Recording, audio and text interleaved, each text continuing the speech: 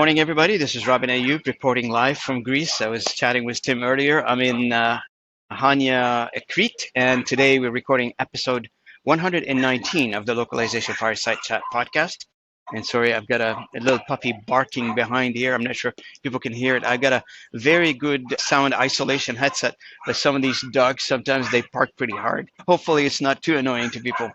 I'm sitting at a cafe here on a sidewalk, and I never done this before. I've done them from cars, but I never done them from a cafe in Greece before. Today, I've got the honor and the distinct pleasure to welcome to the conversation Tim Bradley. Tim joins me today, and today we're going to be talking about what Tim's company does. And Tim owns or started a company called Pennant Video. And Pennant Video, it seems to be that it's involved in video marketing and video marketing for a variety of reasons. I can't wait to dive into it and find out a little bit more about Tim's as an individual and as a company and services, etc. And hopefully some of our audience will find that interesting and reach out to Tim for further explanation and further discussion on the topic. Tim, welcome to the channel. Hey, thanks so much. Thanks for having me. And Tim, why don't we start by this? The floor is yours. Why don't you tell us a little bit about yourself? How did you come up with this service? What drove you to this service, starting it? Everybody has a personal journey, I guess, on this channel. We all say everybody's got a story. So what's your story? Yeah. No, I love that. Yeah. So, I mean, my story honestly starts when I was a kid. I was very fortunate that my dad had one of those like big clunky VHS camcorders, right? That he'd bring to like the birthdays and the baseball games and things like that. But he could tell I was really, curious about it, and he allowed me to use it. And so my brothers and I would, use our imaginations to create stories and record them and have little, movie screenings at our house and use like Legos for stop motion animation and things like that. So really this kind of early age interest and intrigue in video as like a medium, right? Then, through college and then post college, it was, I did the classic thing of open the first credit card and immediately put, thousands of dollars of debt to buy a MacBook Pro and to buy a digital camera, to just really be immersed and really learn all of the things that have to do with creation of video, right? So things like white balance and editing and producing and how to really tell a story and how to, edit in a way that's engaging and interesting, right? So all of that. But then really my career took hold when I joined sort of a burgeoning PR marketing agency as their first creative hire. And I was video production specialist, right? And so this was like 2010, 2011. And really, at that time, YouTube was still only a couple of years old, like sort of in its infancy, and sort of still known for like the place to watch cat videos. You know what I mean? So really not the destination that it is today, being, the second biggest search engine in the world, right? Anyway, in this role, I really got to have this sort of autonomy as a creative, but in lockstep with, my PR peers in producing all sorts of work for all sorts of brands, right? It's from like Kickstarter to like Fortune 5 with CVS Health, right?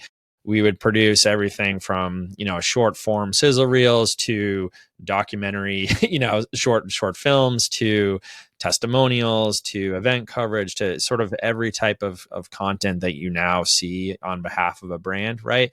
And for every type of channel, from online and digital to offline and internal communications and the like, right?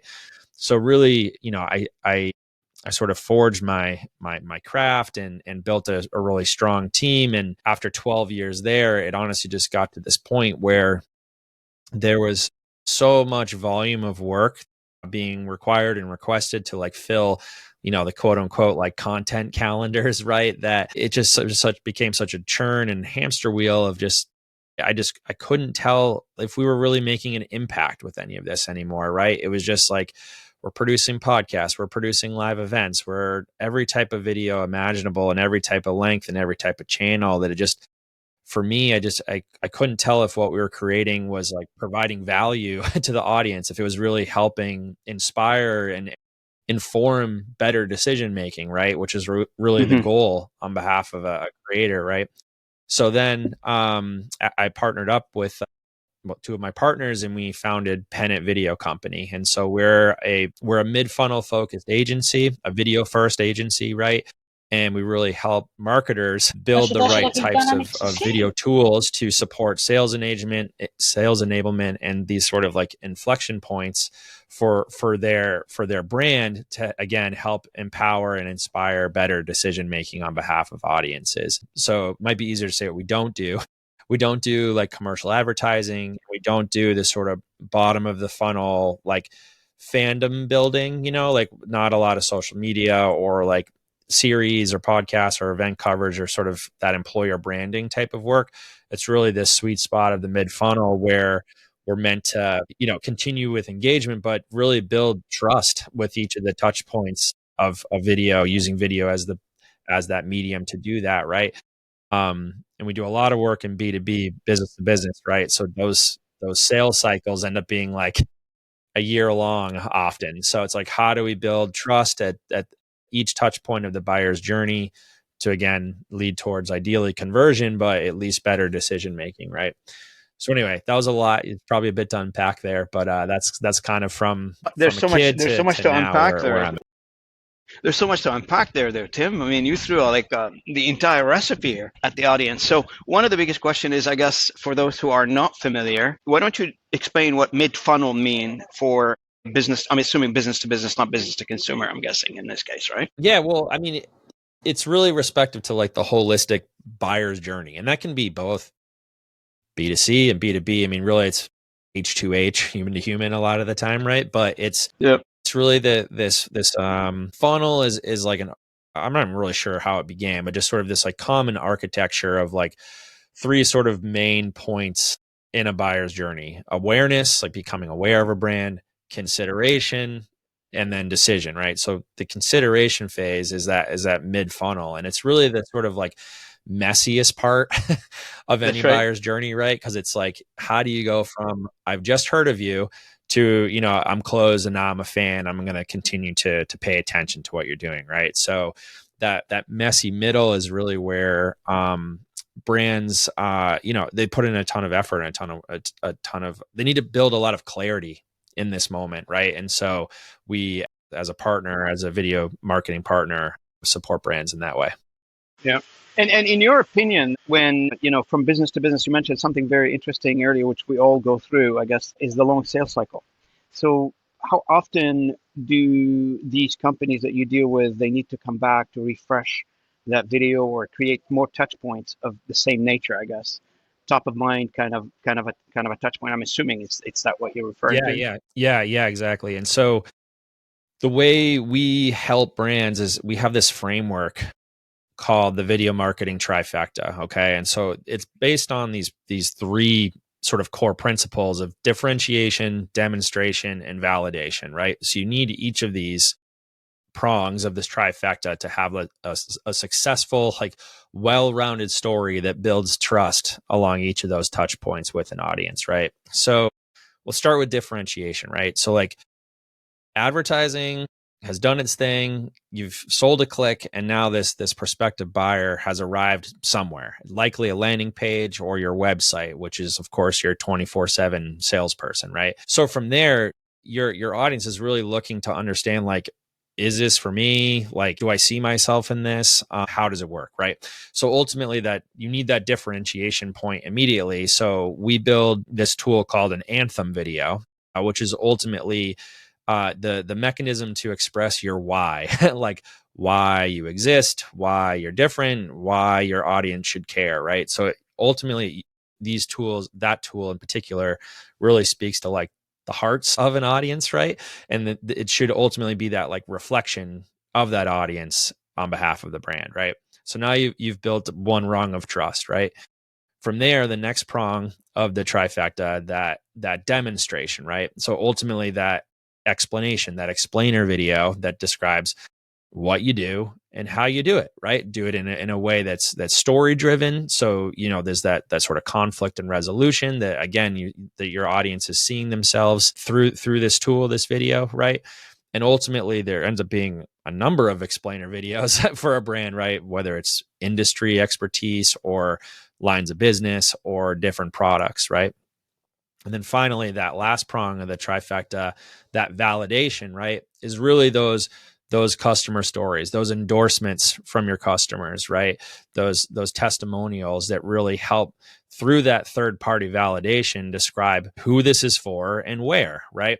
So ultimately the trifecta, differentiation, demonstration, validation, helps express a brand's why, what and how, and who and where, like very succinctly, right? And now you have this really formidable framework of using video, the most preferred medium by audiences everywhere, to demonstrate everything you're doing, showcase your value, and get the word out, right? And do it in a repeatable way that is that can be leveraged by sales, can be leveraged by marketing, can be leveraged by all parties involved in this opportunity. Absolutely. Now, one of the things is I'm not sure if you came across it, is I go to like networking events, and people approach me and they ask, and we talk, etc., introducing themselves.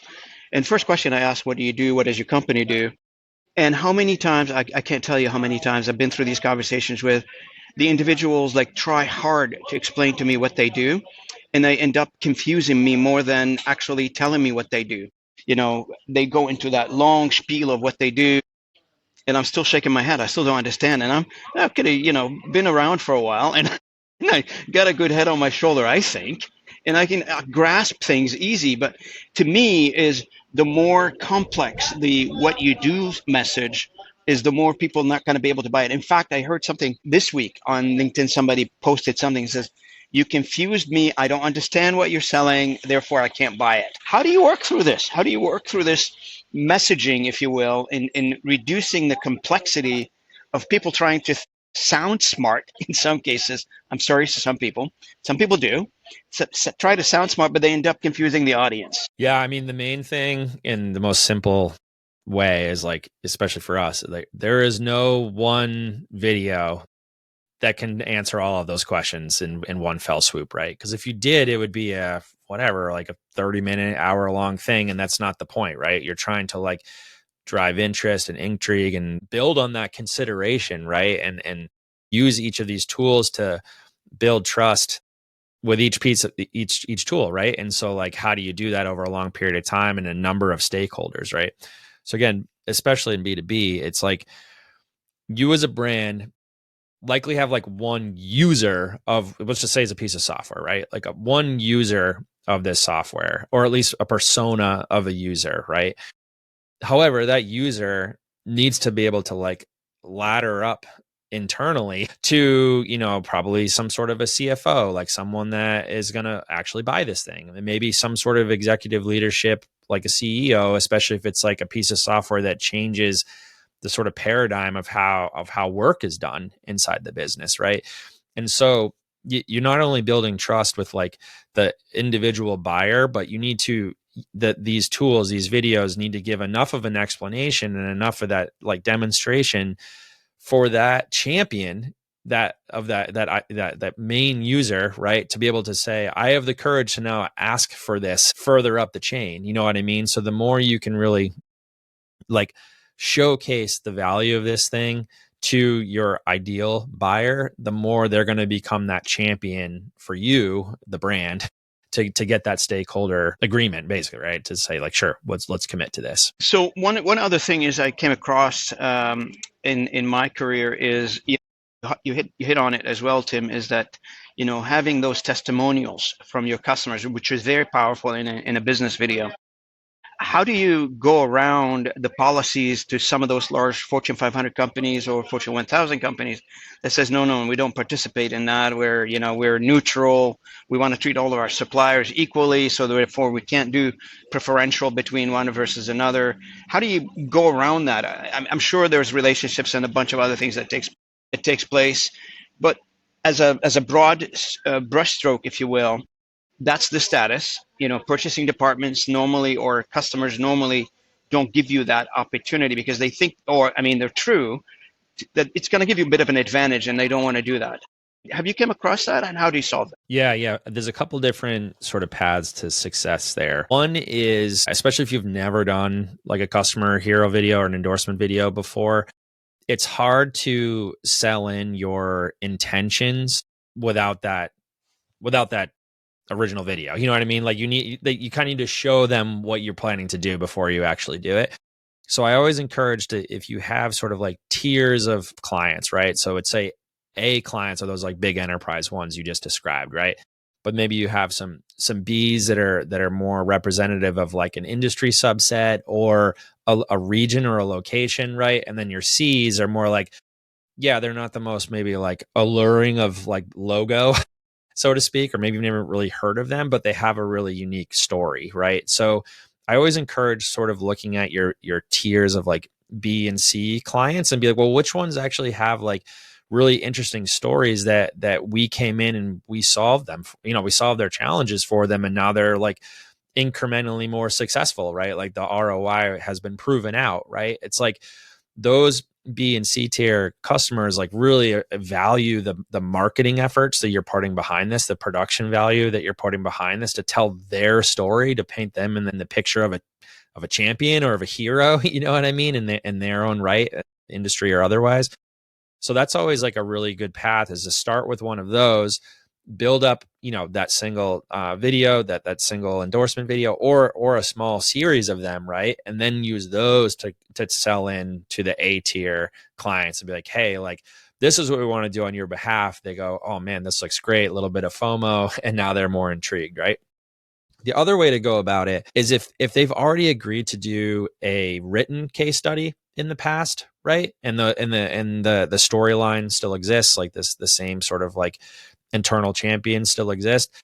That's a really good entry point too, because you've already effectively done the story, and now you're saying like, well, I want to reprise this, but do it in video, right? And this is how we would do it, very sort of logistically simple, or sort of cinematically interesting, or whatever sort of makes sense, right? And so that becomes less daunting of like a first time ask. It's like, well, you've already done this, like, let's just do it in the different medium and have a plan, right? Like be like, hey, strategically, we're going to create this hero video, but then we're also going to feature you across, different parts of our email marketing and at our industry events, right? Like we're working through one customer story this week where, yeah, we're doing the sort of more evergreen customer story, based on the solve that our digital client has solved for them. But this, how do I say this?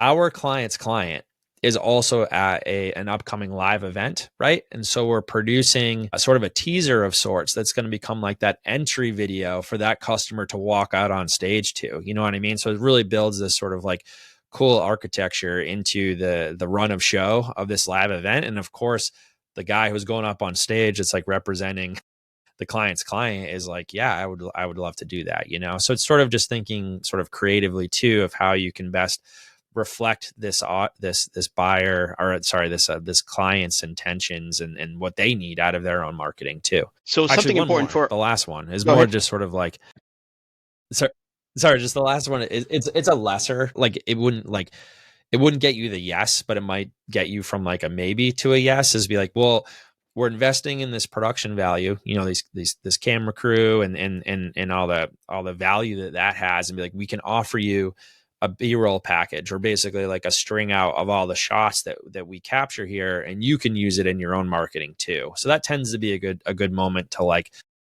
get people to say yes, is like, oh, now I'm receiving high quality HD or 4K images that I can use in my own marketing too, which is always a good thing. Absolutely. Now, one question that comes up because of our industry, as you know, Localization Fireside Chat is for the localization industry, sort of a company. And normally you spend marketing dollars on marketing in terms of, if you want to expand, and, the industry is going through a lot of challenges right now, it is challenged by technology, AI is invading every industry. I'm assuming it's invading your industry as well. One of the big questions, I guess, on the mind of my audience would be is, are your videos available in many languages or only in English? How do you deal with companies that want you to have their their videos in several other languages? They may be global. I'm not sure how you deal with the language component, if you will, of your videos. Yeah. I love that question. It mostly depends on the style or the intentions of those videos, right? So again, is it like an anthemic piece? Is it an explainer? Is it a customer story or endorsement, right? I'll go through each of those quickly. So a customer story, like we always encourage you record in whatever is the native language, right? So like right now we're working through one that's in Portuguese because our client's customer is in Brazil. Now, of course, you can use any type of closed captioning at a minimum, right? Like branded closed captioning to assure that the language is reflective of that. So the thing I encourage though is ensuring that you are working with a localization partner with wherever region you're trying to get into. Is like, do not just use the AI transcript and then use whatever chat GPT to translate it. You know what I mean? Like it'll never be a one-to-one. So really making sure you're working with a localization situation to assure it's accurate, right? Explainers and anthems, most of those are entirely scripted, right? So like you have the power of the word choices in that way, and also just sort of the cadence of those words, like how sort of rapidly do you want to get through this, or how sort of deliberately, whatever, just to infuse a little bit of like emotion and pause for emphasis, you know what I mean? Through that, it's like, yeah, you can translate that to whatever location is necessary, but it's just considering the sort of the fluency of that, and like, does the cadence and that pause for emphasis still work in that language? So it's important to work with a localization expert. Great. Now that brings me to, how do potential customers engage with Pennant Video? What is the process of let's say businesses who are interested in doing or using your services? How does that work from your perspective? What is the ideal situation for that? Yeah, I love that. So whenever there's some semblance of like a mid-funnel challenge that they're running up against, these are typically inflection points, like a company rebrand or some new positioning that you're rolling into messaging, right? Or there's a sales kickoff, or there's a customer experience event, or a product launch is very common, right? And of course, if you have a new customer that you want to highlight in story form, right? So those are the best moments, and then from there, my team will really take a lot of like onus or pride in the process of like being the champion of this project. So like most of the marketers we're working with, they have like 10 other plates spinning in the background like all of the time. So if we can come in and be that creative partner to help them from script to screen produce and execute on this thing in a timely way, that's where and how we best work, right? Another way to say it is like, a lot of the clients or brands that we work with, they have internal teams, or at least individuals that do video regularly, right? So there's these internal video teams, and we love that because it's, first of all, it's a signal that the medium of video is really being bought in by leadership, right? Which is super important nowadays, especially with the emergence and, as you said, the intrusion of AI. I love that. So having that internal team being at the sort of pace of the business in the moment to help with employer branding, help with recruiting, help with social media, help with event coverage, help with internal communications. There's a ton of that happens, right? So that internal team is great. What we have found is that internal team is just so out of time, out of bandwidth, or just doesn't have the creative expertise to like produce and provide higher quality production value that's needed in the mid funnel, right? So that's when the teams like ours, or ideally ours, comes in and supports those internal teams while really pushing the needle moving creative, right, on behalf of marketing and on behalf of sales enablement. So yeah, those are the moments. And then more explicitly, like, we have creative directors, writers, motion designers and animators, producers. We can scale on production, like, a simple low footprint documentary style team to go in and do a customer story is one thing. But then we're doing work on virtual production stages and using cinema robots and using all sorts of like impressive tools to produce like really high end work with big crews and big teams and lots of on camera talent. So it can really like run the gamut or scale based on like the sort of production value or the inherent need of the project. But the point is, like, we really can't like carry the load, champion the project on behalf of our marketing clients. Now, obviously, you invested heavily in the business. You mentioned lots of expensive tools that goes into making the video, Tim, and to have these customers consider, doing something, a project like this with your company, one would have to ask the question, I'm not sure if you've done this before. Have you done like any return on investment? What was the business outcome based on the videos that some of these customers have produced with you, Tim, or no? Sorry, I apologize. You kind of cut out there on that Yeah, I last one. know Do you the mind signal asking the is the question again? signal is a little bad here. Yeah, I was just going to ask, Okay. did you do any return on investment of calculation of somebody who came in, did the video with you? Did they see any impact to their business? What was that? Yeah, a lot of the times it's a mix of qualitative and quantitative, right? Where it's like the quantitative is the things that we can all see online. So what's the engagement look like across different channels? Like what's the views of this thing, especially on like YouTube, right? Like we take a lot of pride seeing that our videos continually be the most popular videos on their channels, right? Like that sort of speaks volumes both in the individualness of the video, but then on the whole of the channel, And then of course it's like assuring that these tools are being put in the hands of the sales team and like being used in field marketing, like at trade shows, et cetera. Right. So there's a lot of that qualitative stuff that happens too, that's more like, hey, this helped us close a deal, or like, hey, we got a lot of foot traffic at our event because we had this video that drew people in, in our booth, so to speak, right? So it's a lot of those moments, but I think the ones that like you really care about the most are at the individual level, where it's like when we help these marketers take really complex, like disparate parts of their business and like really synthesize it to a story that's unique and expressive of them. And we've used quality visuals, and we've used, original music score, and like just sort of all the parts that make a really unique and impressive like video, for them to be like, wow, this has just made it so much easier for us to tell our story, right? Like just there's so much clarity in this. I can tell that our team is so motivated now because we have this expression of like really who we are that we can bring to market. You know what I mean? So it's a mixed bag, but I think the thing that gets us out of bed is and are those moments of like clarity internally, so that they can make sure they're marching to the right beat going forward as a brand. Absolutely, and thanks for that clarification, Tim. Appreciate it. Now, one of the last questions I asked you is like, we talked about that you have like sophisticated equipments that you drive the business to record, to produce, etc.